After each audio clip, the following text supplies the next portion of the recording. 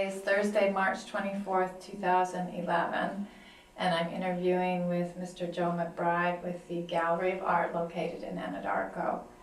This interview is part of the Oklahoma Native Artists Project, sponsored by Oklahoma Oral Histories program at Oklahoma State University in Stillwater. Mr. McBride, you're the publisher of the Anadarko Daily News. You're an inductee of the Oklahoma Journalism Hall of Fame, but you also wear another hat, which is owner of an Indian art gallery, which has been very important to many Southern Plains Indian artists in the area. Where were you born and where did you grow up? Well, I was born in Oklahoma City in 1929. I lived in Clinton, Elk City,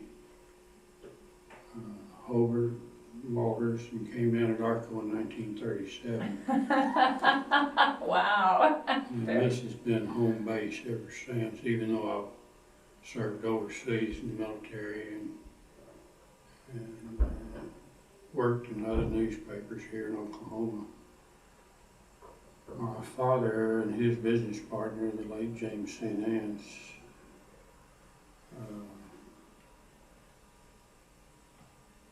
owned between them the controlling interest in 34 Oklahoma newspapers, of which the Anadarko Daily News is the surviving side of the McBride properties. So, been here ever since. So you went to middle school and high school here in We moved here, I was in the 3rd grade in the fall of 1937. And went to school here through sophomore year in high school. And my folks wanted me to get a more thorough education, so they sent me to the Oklahoma Military Academy. I did volunteer to go. I wasn't forced to. And I enjoyed it, and it really changed my life. And that was in Claremore, Oklahoma. And I was there 4 years, 2 years of high school, 2 years junior college. Graduated in the upper 10% of my high school or college graduating class, of which there were just 18, so that's 1.8, 10%. You mentioned it really changed your life. Well, In what way? of course, it was in those formative years, but it made a tremendous impact on me and determination. For instance, I learned to study. Up until I went to OMA, I just coasted through school. I got pretty good grades. I wasn't a great scholar by any means. And even then at OMA, although I made much better grades, I did have some as low as C. I did win an award for the highest grade in the college division, foreign language. Wow. That's wonderful. What was your first exposure to Indian culture that you remember? Well, of course, I was always fascinated by the Indian thing, and really the biggest impression made on me was the American Indian Exposition that I saw for the first time in August 1938.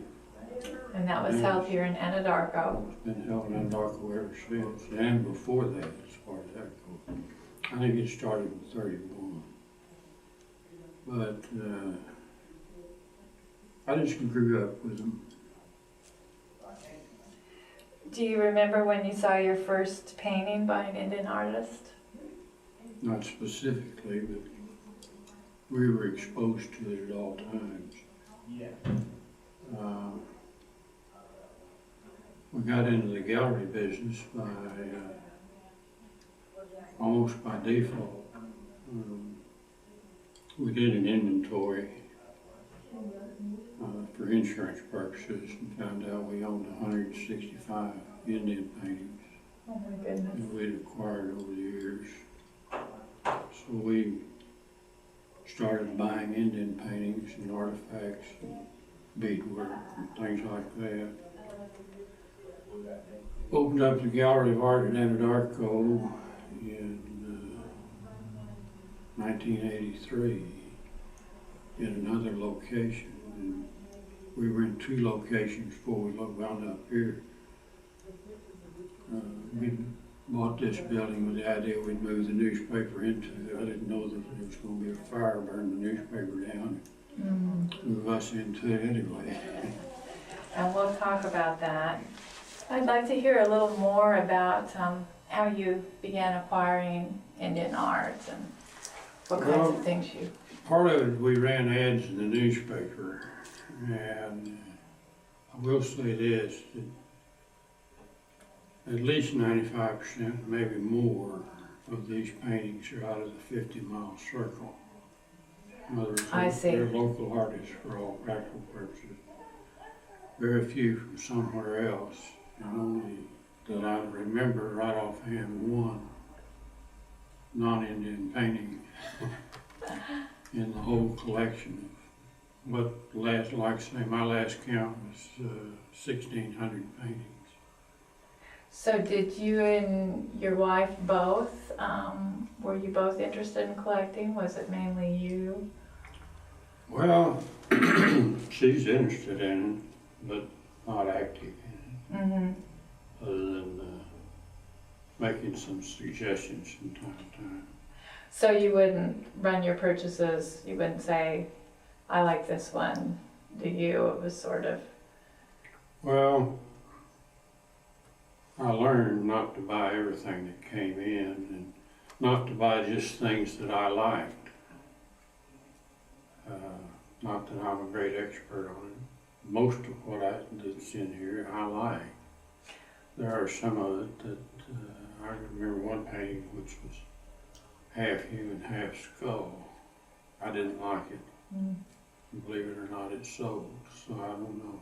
So, right, so that was as a gallery owner, but before you, when you were a collector, and many gallery owners start as collectors, were there certain types of, what type of work appealed to you, and what, aside Well, from... again, that was,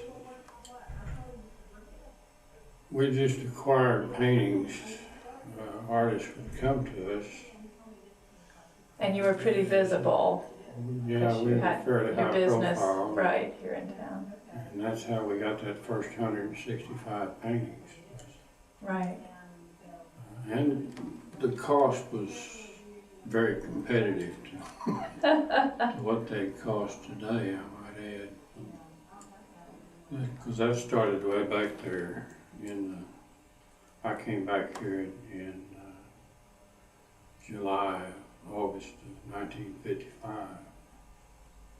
And so those paintings were collected in that period from 1955 to 1983. And one thing about it, a gallery of original art, we have prints, but not many. Right. Original art is non-competitive. Either they like it or they don't like it, they want it or they don't want it. You have something they like or you don't, so it's a simple decision. I will admit that over the years I'd looked at a lot of art galleries with some idea we could get into an art gallery and not be competitive with the advertisers in the newspaper. I see. So that was a point that we wanted to make. Okay. There weren't any art galleries at that time anyway. You mentioned that the prices were sort of competitive with what they are now, and I wondered what you meant by that. Hard to explain. The minimum wage was $1. Oh, I see. So where a painting now might sell for 60, I mean, I purchase it wholesale. I tell them that I'm a low dollar buyer. Uh-huh, And we buy it primarily from the artists themselves, not, right. don't take the paintings off the wall and bring them down to us. $20 for a painting now, that would be $60 or $80. So, and proportionate to the income that you were making, it was a little bit of a Well, sacrifice we to. use a standard markup, and of course, the longer, it's an argument that I have with some insurance people about depreciation of art. Art doesn't depreciate, it appreciates. And curiously enough, the older it is, the more valuable. That's all art, not just Indian paintings. Right. But, no, we, back to those original 165 paintings, some of those came pretty reasonable. Like $10 or $15. Right. Some of them were pretty good paintings and some of them were not so good. They weren't large, most of them, they were small, relatively speaking. Were any of them by some of the better known artists nowadays, some of the Well, early? a lot of even like that one right over there, Larry Hood. Larry's dead, died in '95. Bought a lot of his paintings, sold a lot of them. He's Rance Hood's brother. Right. We've sold all of our paintings that belong to Rance, and he's still alive. Yes, So, and I'm hoping to include him in the interview at some point. So he was already out of Oklahoma when you started your gallery. He had not been living in Oklahoma. Rance, well, I don't no, think. no, he was living in Colorado. In Colorado, yeah. I think he still does. Did you ever come across any paintings by like the Kiowa Five painters or? We had a few, very few. And of course, Steve Mopope was still alive, but not painting. So we acquired some paintings. Part of that 165, quite a few of them were from the Kiowa Five. I see. No particular reasons, they were the only ones working. Let's pick up a little bit just about your newspaper business, and then I'd like to come back to Anadarko and the Indian art scene in the gallery here. But when you graduated then from the military academy, you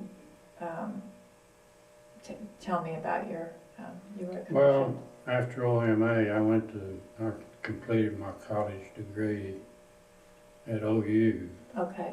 And graduating in class of 1951. And Did you take any art classes by chance, or? no, I Art history? majored in journalism and minored in business. That was a useful background. Well, my dad, in spite of being part owner of 34 newspapers, never took a journalism course in his life, so I'm not sure that he was a business school graduate. It is business, and I've always treated it as such. The gallery, I have an argument with people at times whether it's a hobby or a business, but it is a business. It's intended to pull its own weight. Right. It's tricky. During the '80s, it was really good. The oil boom was on right around here. Right.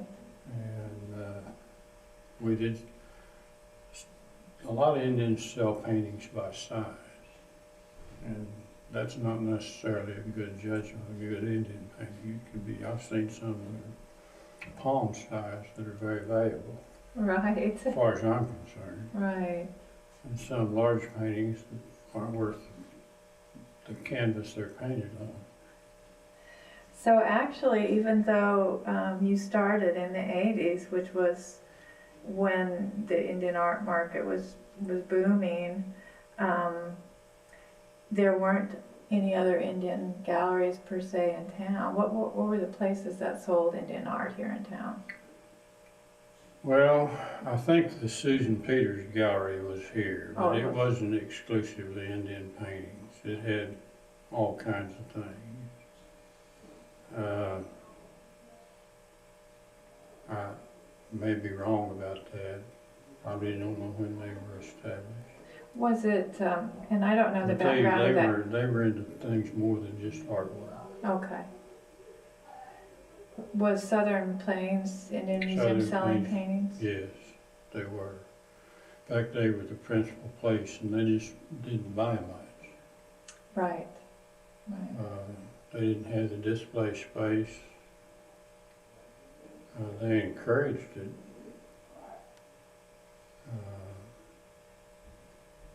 They were, of course, they've been here since the 50s. But again, they didn't have as much gallery space we got in this room. And so there was McKee's Indian store that was around at that time And I too. remember it, yeah. But They were more into the Indian costumes and things of that nature, artifacts, more so than paintings, which we were primarily in the painting business. Still right. are. So when you said that you were careful sort of to, you didn't want to sort of encroach on someone else's territory that was a Well, advertiser in the paper, yeah, or you were careful? we didn't want to interfere with, we wanted to bring something to the community rather than create something rather than something that was needed, really. Right. So what was the reception like by the townspeople? How did they receive the gallery? Well, I think we were well received, particularly as a place to come look. They didn't, but then they had the same access to Indian artwork we do. From the individual painters? Oh, they yeah, could- so a lot of people have paintings of their own that are quite valuable. When did you, your first pieces of Indian art that you sold from the gallery, were they about equally divided between locals and out-of-towners, or between dealers? Well, I usually say from the 50-mile circle, which Right. that would take in Lawton. So people would come from Lawton or Yeah, Oklahoma well, City? The KCA reservation, Mm-hmm. yes, some of them, they have roots here. The Hood brothers did, for instance. No, most of them we just bought, they walked through the front door. Right. But in terms of your then buyers, people who were, once you opened the gallery, coming in to buy from you, were most of them locals, or did most of them come from other places? It didn't seem that way. Of course, Anadarko in itself is a tourism town. It has had a strong tourism base over the years. So a lot of the buyers, I'm not talking about the lookers, Mm-hmm. a lot of the buyers were from somewhere else. We've sold paintings all across the United States and even into Europe. People who happened to be coming through town or had heard But about it. mostly they've come through here. I don't recall anybody that just called up and said, I hear you have some Indian paintings and I'd like to buy one. They were, again, we were a tourist draw here, and the gallery complimented that. Right. And my friend who's Kiowa, who did not grow up here, she just came back in summer to stay with her grandma in Anadarko, said that in like the 60s and 70s it was a pretty thriving town. I mean, there were a number of movie theaters and there was always lots going on. Television changed a lot of things. We still have one movie theater. It shows one picture a night. Well, that's pretty good, actually, for, do you, remember when you first, well, when you opened the gallery and you thought it would provide a service to the town, complement the existing businesses that were here, what was the focus of the gallery as you saw it? What media was it gonna focus on, or? Well, we were principally Indian art, like I Okay. mentioned. And paintings, We've only got right now one non-Indian artist in the gallery, and he painted a battleship, so it's not relevant to Indian art in any way. It just kind of seemed to lend itself that way. And like I say, we had the 165 painting base to begin with. Right. And I might add, most of those are gone, so. Did you pick up sculptures right away too, or? Sculptures kind of came along. There were some artists working on it. Who were some of the artists that were sculpting? Well, we had, take Sherman Chattelson, for instance. Sherman did both, paintings and sculpture. And a number of painters, Mary Creeping Bear, the same way. He did both. Parker Boyetto, did you handle any of his work? Had several of Parker's works. Once we got it started, well, we kind of became first choice stop. Some of them would bring work in that wasn't finished, want to sell it, want to draw his money against it. There's a discipline that goes with that buying. You only buy completed works. And the local people occasionally bring us things that we put on consignment. We rarely ever buy their work. We agree on a price and it's posted if it sells. But most of them want to sell it right now. They'd like to turn it back into money or whatever it is, whatever reason they have. But again, Anadarko's always been a good sales point for Indian art. It's been, And historically, it has and crafts. right, that heritage of Indian being a center. How much did you sell to other gallery owners or dealers?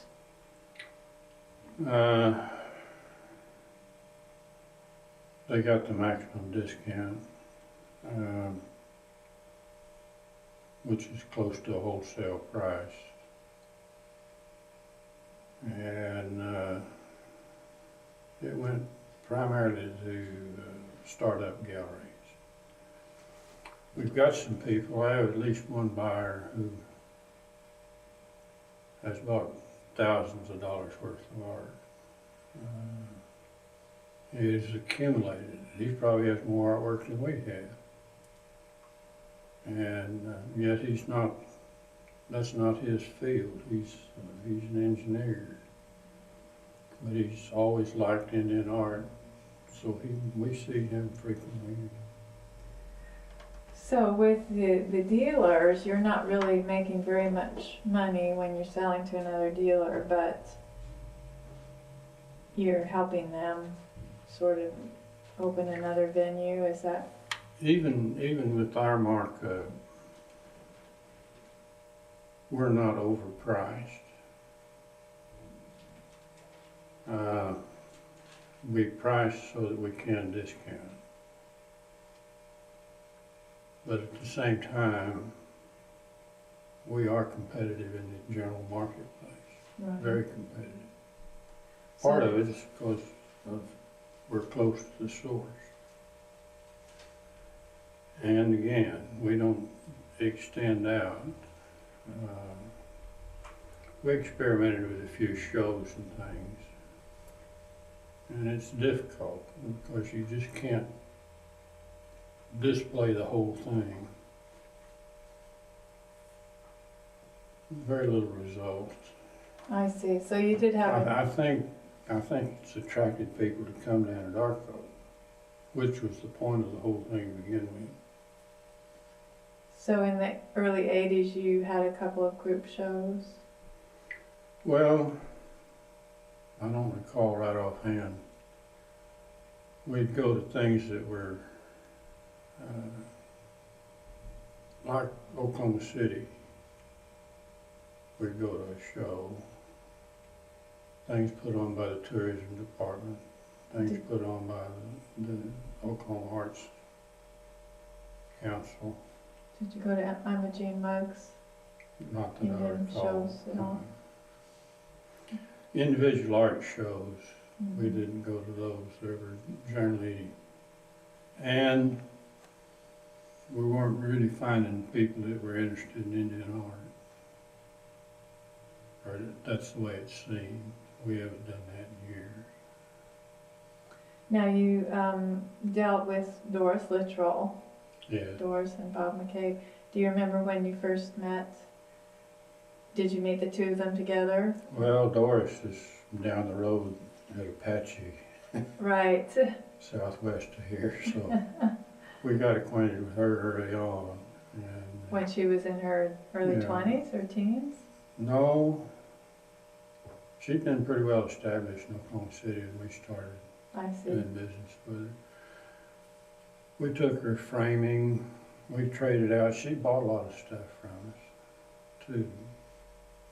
She'd come on a buying trip and She come by herself or with Bob or both? both. Uh-huh. And it's been a good relationship. And again, original art's not competitive. Right. It's strictly a matter of whether you like it and is it priced to suit you. And one of the nice things about that for the artist, of course, is that the work's getting out to other places and it's being Yeah, seen by other. still, I think even it's kind of slowed down, but even then, I think that there's still a curiosity about it. The world changes. There's not, Indians per se are not the same attraction they were a few years ago. That circles around, comes and goes. The American Indian Exposition used to be, we'd do a third of a year's business in that week of the American Indian Exposition. Now, Christmas, graduation, things like that. They buy different things. We keep some crafts and things here. Mhm. A lot of times that's the only sales we have. We don't sell the artworks, we sell the crafts. Now, when Doris was coming to buy from you, who were some of the artists that she would typically look for? Well, Greg Creepenbear in particular that I can think of. We had a lot of marriage works. What attracted you to his work? He was close by. He had art to sell. He was a very prolific artist. Yes. Unfortunately, his death, early death, was quite a shock to us. Right. But he was a very prolific and an excellent work. Very gifted. Yeah. So you recognized he We was have a few things of his left, but not many. in your personal collection or Well, in here the in the gallery. gallery. Yeah. Yeah. Did you ever In fact, the main attraction in my home is a painting by Mary Creepenbear. It's a large painting, about,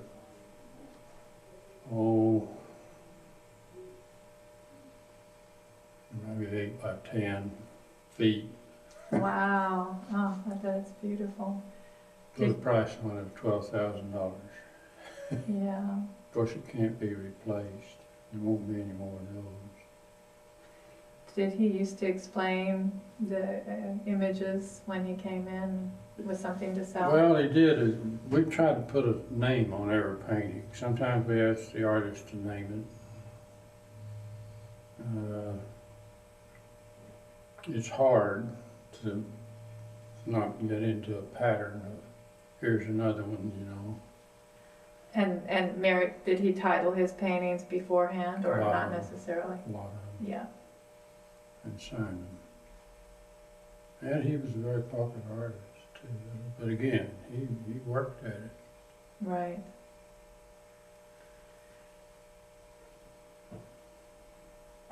Doris told me a story that she had been told by another collector that she tried to buy work from Rance Hood at different points and spoke with him, and but you know, Rance sort of liked the excitement of haggling a bit, you know, and basically when she would say a price, or he would say a price, she would just say, okay, fine, and pay him. And he didn't really. Well, I didn't deal with Rance all that much because he wasn't here anymore. Right. Whereas Larry was. Right. Larry lived in Lawton, and they'd come up from Lawton to sell. Rance, my typical approach was, well, how much do you want for it? And if it was more than I wanted to pay, I said, that's too much. I'll pay such and so. And we worked from there. And you worked from there. Did you ever get visited by, with paintings that were Dick West's or Black Bear Bosoms or No. Woojies? But Doc Tate, Navajoyas, did you get some? Oh yeah, we had Doc Tate. In fact, the Comanche Nation Museum cleaned us out of Doc Tate. Is that right? Bought them all at once, everything we had. We've got Tim Navajoya here, Doc's son. But all his paintings are gone. They took every one of them and put them in their museum. In the museum. What was your relationship with Southern Plains Indian Museum? Did they gradually start to, did they ever buy pieces from you, or did they ask you to help with shows? Or? I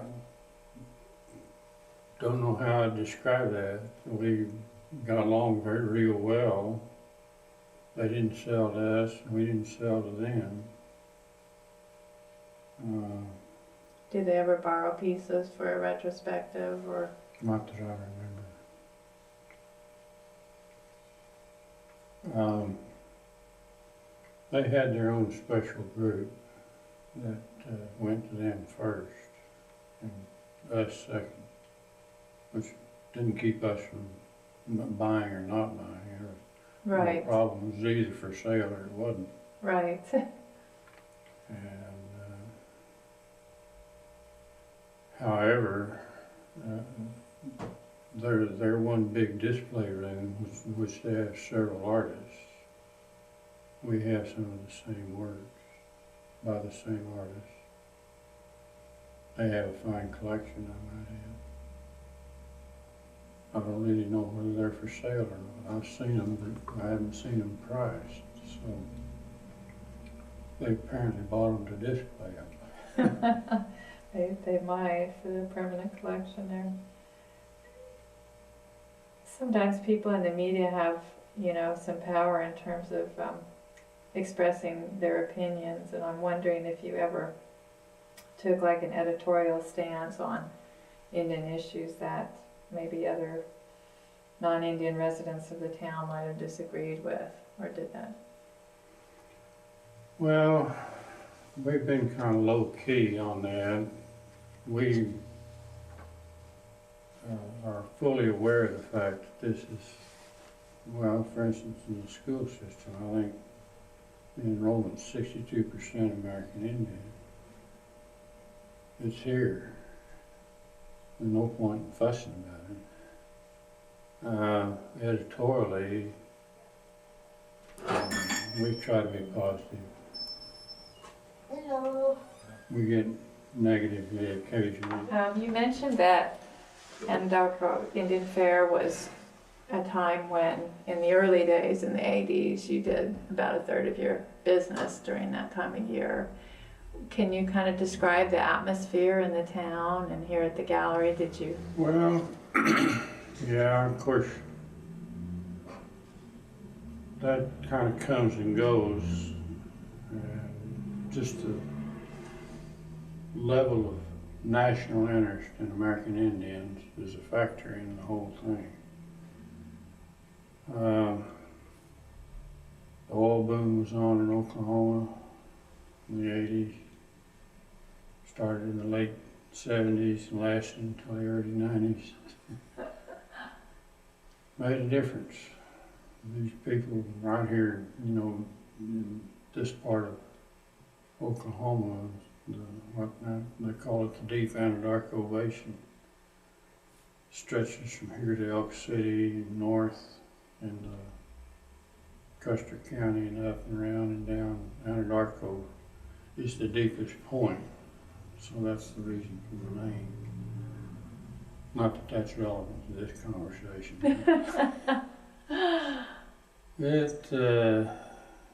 It was pretty free and easy there for a while. We, in our own case, had one oil lease on 5 acres, paid $3,000 an acre. So, and there was a lot of that. Right. They had restricted drilling down to 15,000 feet. And so, since everything was deep here, it was very energetically going. It started out around Elk City and gravitated this way. But as the lease money rolled in and the gas and oil rolled out, my incomes of the people locally went up, and they were buying Indian art, and the people that come here to visit were buying Indian art. So you had a lot more local purchasers during that period? I say local, Oklahoma people. Oklahoma people. Yeah, in particular, the whole state benefited from it. But some of them came to see the activity. I know at night you could see, I could count as many as 6 rigs running from my house. And wow. we're on 640 acre spacing, so that gives you some idea.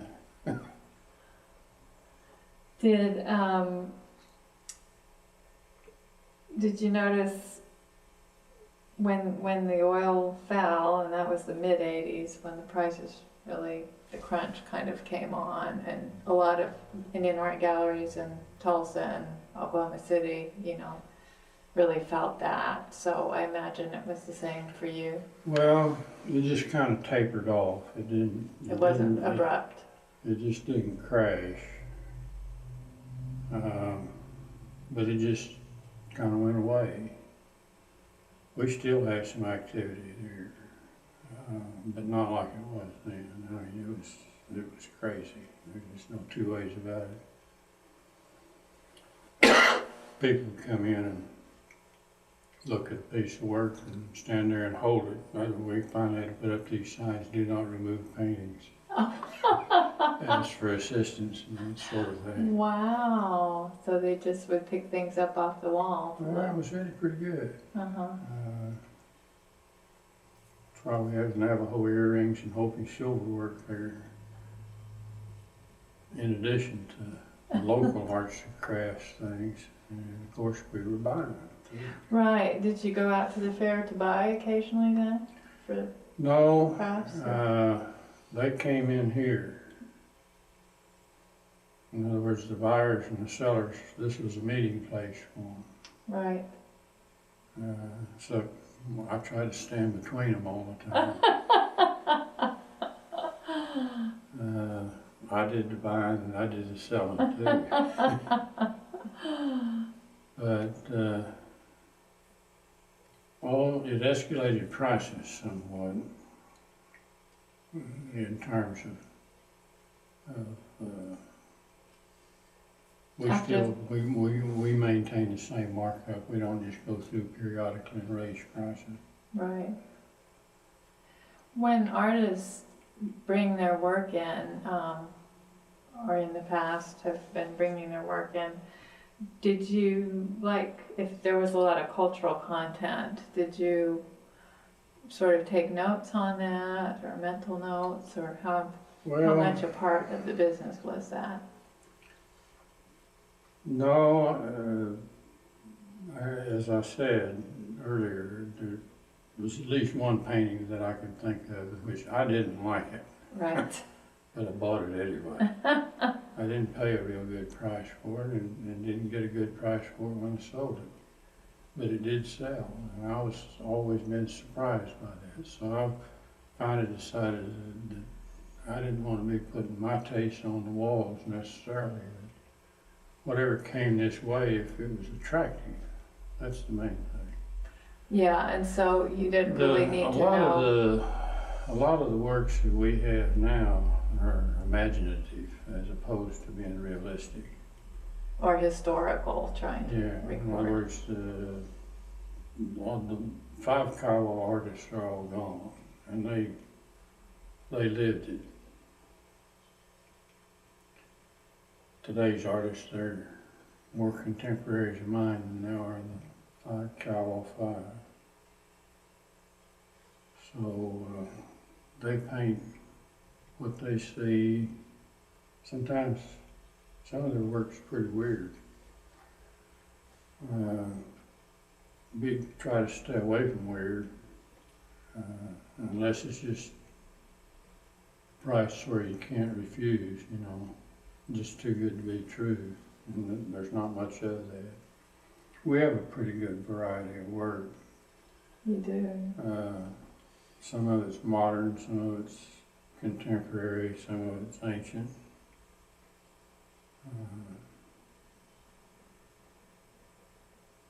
Some of them you can look at and say, yeah, I remember him, that sort of thing. You do have a real nice, diverse. Yeah, display. in fact, I see these galleries, and then I can remember some that I've visited over the years where you'd have a large wall and a painting would be all there, and there wouldn't be anything around it but cushions and chairs to walk and look at it. Even the Louvre Museum in Paris, it's not as cluttered as this place is. What did you pick up from, were you conscious of sort of going to galleries at one point and trying to see how they displayed art, or? Well, particularly west of here, we traveled some, and a lot of the things we did when we went to galleries, art galleries. So are you talking like Santa Fe or? Yeah, Santa Okay. Fe. Arizona? We had a half interest in the condominium in Tucson, so spent a lot of time out there.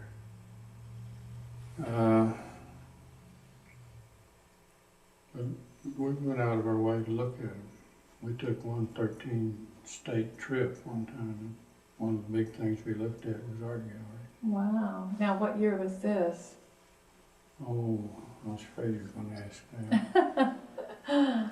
See, Carla's 46 and she was 3, so it's been 43 years ago.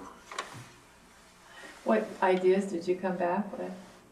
I don't think I came back with anything specific. That's why I mentioned this immense space given to galleries, and although we have, I think it's 10, 11 rooms here. Yes, it's pretty big. It's a lot, but it's set up so that 1 or 2 people is always required to handle it. I understand you had a fire in the newspaper office and at the gallery in 2009. No, the gallery wasn't I'm involved in the fire, just the newspaper. And it's in a separate building from this. Of course, Right. currently the operation's out of this building. But what happened was a bar, pawn shop, whatever, next to the newspaper, and mysteriously caught on fire. And we had a common roof. Our building was a 75-foot front, 50 feet was occupied by the newspaper and 25 by this bar.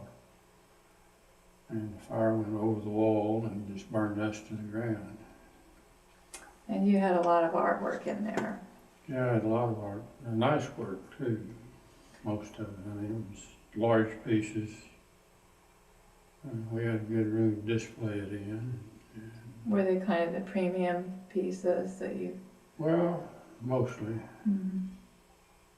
Well, that's partly my wife's doing.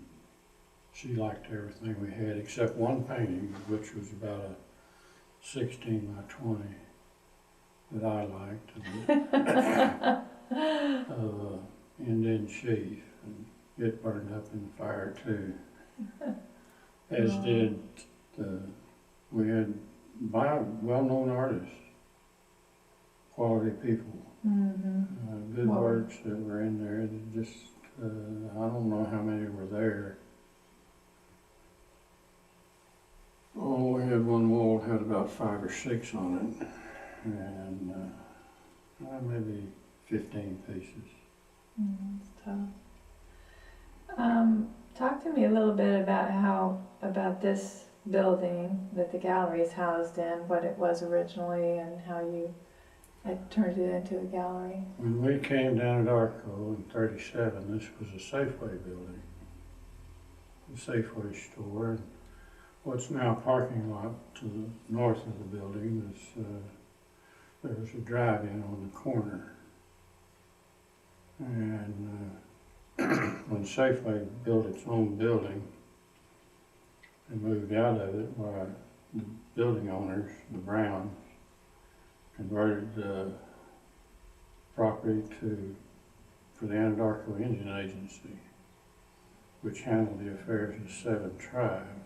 We also have the Anadarko area office here, which is all of western Oklahoma and some of Kansas and Texas and New Mexico and everything else.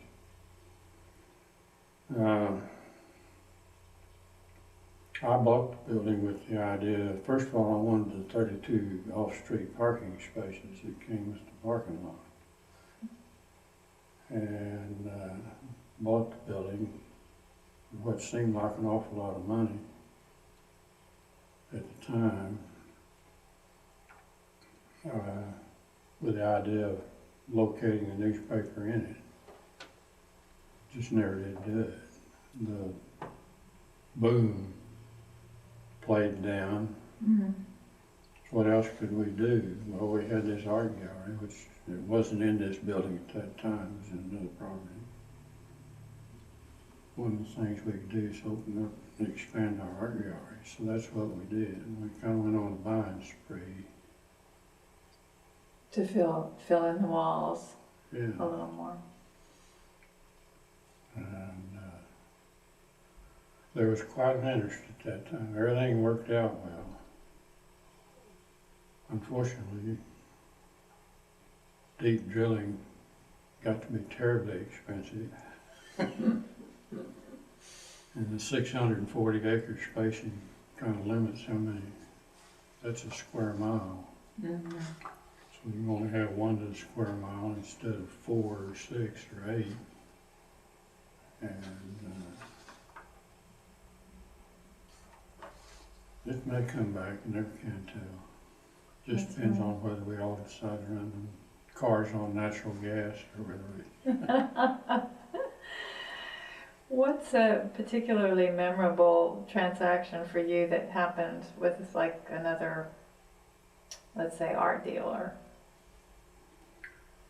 Well, Doris did buy quite a few things from us. She didn't buy it all at once. She came down periodically and she'd shop through, see things she liked. I've been up to her place and In Oklahoma City? seen some of our old pieces up there. You know, she bought a lot of Mary Creekenberry's work. And I know she was grateful to be able to Yeah. buy that from you. Well, she has a nice gallery, I always thought. It's well arranged considering location and everything else. And does a good business too, always has. But she also is extended out. Of course, I understand, and I haven't visited with her in, say, a couple, 3 years. Maybe she's not as active as she once was. Maybe I'm not as active as I was. Well, she's cut back to sort of dealing just a couple of artists, but what about a particularly memorable transaction with another artist? Well, I don't have any that come to mind where we would sell to another artist. Or, I mean, to say an artist coming in, selling to you, I've had them come in with as many as 20 paintings. Had one here just a few weeks ago. I picked out 4, I think. And you see a lot of them. That was Tim Neverquire. Oh. I've got one of the paintings that you have on the wall. There's a consignment. I said, well, we'll put that one for sale too. I didn't want to buy it. Don't know whether we haven't sold any of them. So. But that's a nice grouping to bring in for sure. Oh yeah. It's unusual to. Well, that's a periodic thing. A lot of the artists have other jobs these days, or they're like me. I retired on the job rather than from the job. But you can see from looking at the artworks that we do have a pretty good collection from some of these people. But they didn't come in all at once. They came in over a period of time. And you see a certain similarity from paintings. We do have some people that come in and look around, and I'm convinced they're trying to decide what to paint. Oh, for ideas, It's maybe. something I learned. I was on the board of directors in Indian City, USA for 27 years. I wasn't active particularly in the operation part of it, but I was pretty well up to date on it. And so I learned something about buying and selling Indian art. That was the other source here. Right. Although we got a lot more artwork than Indian City has. And can you explain a little bit about Indian City and what the board did? Well, it was getting complicated. I was off the board. I think Carolyn was on it at that time. She went on the board about a year after I left, I guess. And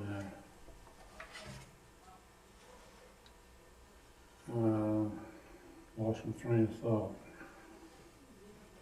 Well, you were kind of explaining Indian City and what the function of the board was. Well, the board was advisory. They had a hired manager. He he worked with the board. But the day-to-day operations were just turned over to us. We were there a lot. And I wrote about it in an editorial here the other day about the Japanese ambassador to the United States came to visit.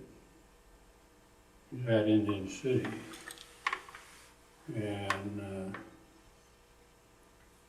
I was there. And Dixon Palmer, the late Dixon Palmer, who just died. And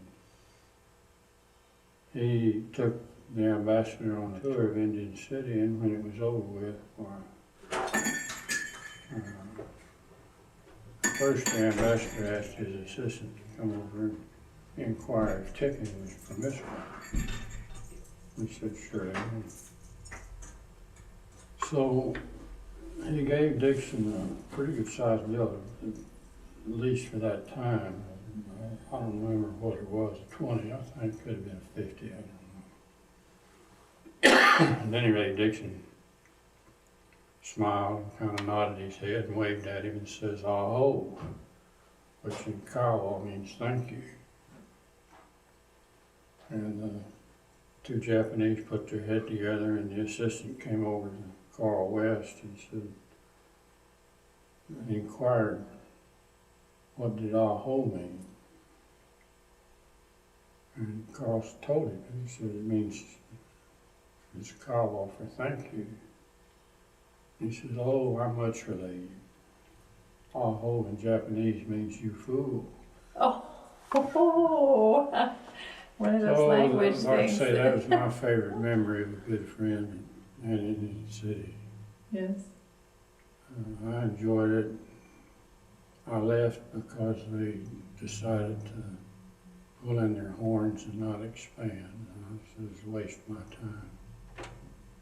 Because that was quite a cultural What it draw did is for that the- they continued on for several more years, and they sold it to the Kiowa tribe, who tried it for a while and then shut it down.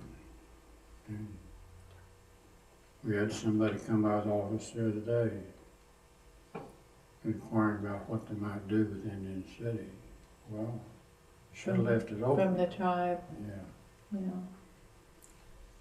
So I don't know. I don't know whether people have lost interest. Indian City was extremely unique when it was first founded in the early 50s. It was the only thing like it in the whole United States. It's been duplicated many times over. In fact, an outfit in California even used the name. We told them it was copyrighted and they better quit, Right. which they did. I heard that. And Because they had live demonstrations and they had well, replica dwellings. everybody kind of picked up on it. The 7 villages in itself were rather unique because although Wichita Grass House I'd seen before, I'd never seen the others other than a teepee camp. Right. And of course you didn't have buffalo hides, shortage of buffalo. Even though Indian City had a small herd, we used canvas instead of buffalo hides. In the wintertime, tourism dropped off pretty rapidly and we reduced the employment. Most of the people that remained throughout the winter were craft people, and they made moccasins and knickknacks and beadwork, earrings and things like that. Would be sold, they paid for themselves that way. Right. And plus the fact it's sold for a pretty good price going away. Tricky business. They say, well, this is made in Japan. Well, yeah, if you had an original Indian artwork or piecework, it wouldn't be that inexpensive. Right. And so you had to supply a unique market. What was one of the, looking back at the gallery business, what was one of the high points for you? Well, I've enjoyed it. I've been fortunate that I've had my mother's son group. The mother died not long ago, Pat Ware. Oh, I know And, the Ware family. Sam James III, or Trey's called, and took his mother's place as the manager. I don't know, I got to think about that the other day. What would I do if I had to operate this myself? I'd be bored to death, I'm afraid. And that is kind of a nice analogous to the way your family is carrying on and passing down the newspaper business. And Yeah. We'll be in our third generation. Well, we're in our third generation right now. Right. People working the gallery in the second generation. What was one of the low points of your gallery career? I don't really think I've had any, other than Pat's death. Because she had worked for you how long? Oh, golly, 15 years. Anyway, we've had much of the same appreciation of the works. And although they left all the buying decisions to me, which worked out well, it kept pressure off them to buy things that they maybe didn't want. If I didn't want it, I told them, I said, no, thank you, appreciate you bringing it by. Maybe take it down to Susan Peters, see if they're interested in it. So Even she though- kind of had the same eye as you did, though, in terms of she Yeah. recognized what was good work. And Well, she knew the people and to some extent spoke the language.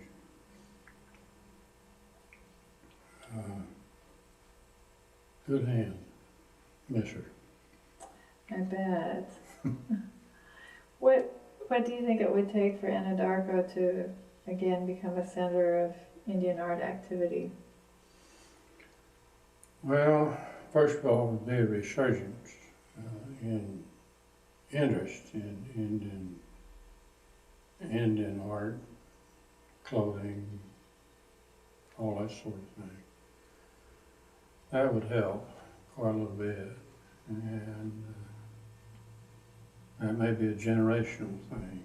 You know, there's a generation that's more interested in Twitter than they are earrings or paintings. So cultivating that new generation of buyers and artists too. Well, there is to be an interest in, you know, Americans, sometimes they know too much about everything. We still have a lot of foreign visitors here in the gallery. That's A wonderful. lot of them come up out of Fort Sill. In other words, they're at Fort Right. Sill in the artillery school, Right. and they're military. And so if you looked at our sign-in book, you'd see people from all over everywhere. And again, a lot of our sales have been people that are not residents of Anadarko. Right. So somebody says, where'd you get that? And they say, oh, I got that in Anadarko. We've had people say, yeah, so-and-so had a painting they bought here. A friend of ours or a relative. Interesting. Yes, that's a good place to be close to. Is there anything you'd like to add about the gallery or art business, or anything we forgot to talk about? Well, I haven't lost interest in the gallery, but everything we've got's for sale. And I just rent the space. Well, let's take a look at a couple of pieces that you found especially interesting. Well, I've always been interested in the what we call fire dancers, and first saw them live at the American Indian Exposition when I was very young. So this display is all by Terry Allen Picard. He does a good job with the Apache fire dancers. There's Apaches and there's Apaches. And there's the Fort Sill Apache and there's the Mescalero Apache. Now they're related, but there's different kinds of Apaches, so these are all they're similar, each of them's different.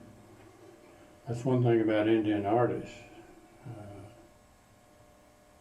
I know that the ones that come here and look to see what we have want to make sure that whatever they're doing is different, that it's not, it may look the same, but it will be different. So take a slightly different Well, approach. the guy's head will be turned the other direction or something like that, or the horse will be eating grass instead of just standing there. But they don't copy, or they try not to. So that makes it interesting. You rarely ever see paintings now these are rather similar in appearance. Part of it's the mounting and the framing. But he's caught the dancers in different poses. Yeah, They're doing really different things. nice and effective. And once you've seen them live, normally there'll be, at least 5, sometimes just 4, in a pattern doing a dance. And it's around the fire. And that's why they're called fire dancers. Right. They're beautiful. Fun to watch. I don't recall, they don't. No, these are all just labeled Apache fire dancers. They're the dance of the mountain god. Right. I think that's what they call them Gons. in New Mexico. Right. Yeah. Gone dancing. How about this piece? Well, it's a print, and we've sold all these originals that we had. He's Rance Hood's younger brother. Larry Hood. Never was as popular an artist as Rance, or perhaps as prolific or expensive. These prints themselves are still rather expensive comparatively. We probably could have bought 100 of them for not much more than we paid for one. You do see the variety. There's a similarity, yet at the same time they're different. Right. So even the artist competes with himself or herself. Although that is interesting, most of the artists are men. Mm. The beadwork, earrings, things like that, more of the women. Mm. These paintings in here are a mixture between Huzo Paddley, Jeffrey Yellowhair, who's still with us and still painting. We have a whole room in there that's Jeffrey's work. These 2 funny looking ones up here on the left top are Nathan Begay.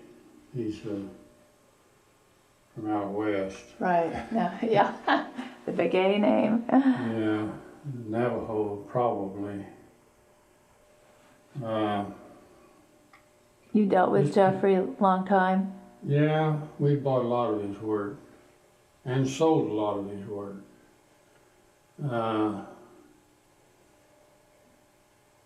He paints period pieces, more or less. You take this painting right here. It's called, I have to get a little closer where I can read it, even without my glasses. Yellow Hair Power, Yellow Bird Power.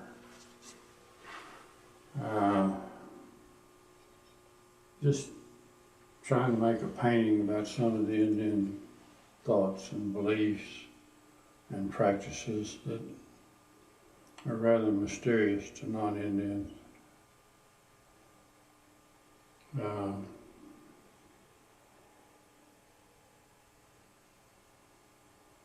I wish that I had more, or room for more, as far as that goes. We're getting a little crowded in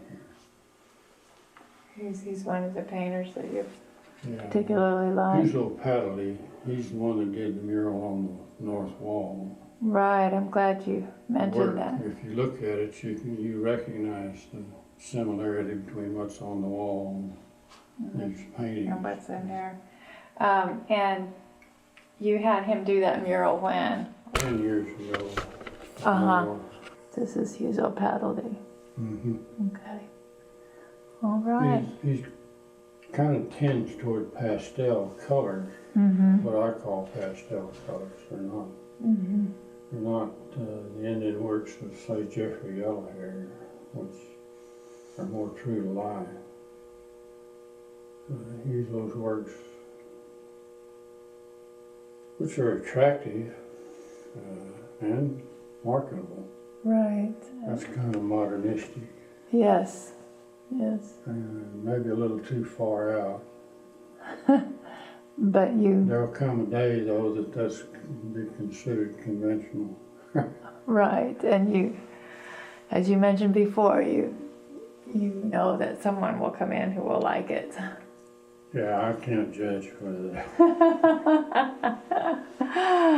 what appeals to one may not appeal to me. Right. Which is fine with me. I'm fairly conventional in my taste in Indian art. Well, I've really enjoyed talking with you, and appreciate your time for this interview. Well, you're welcome.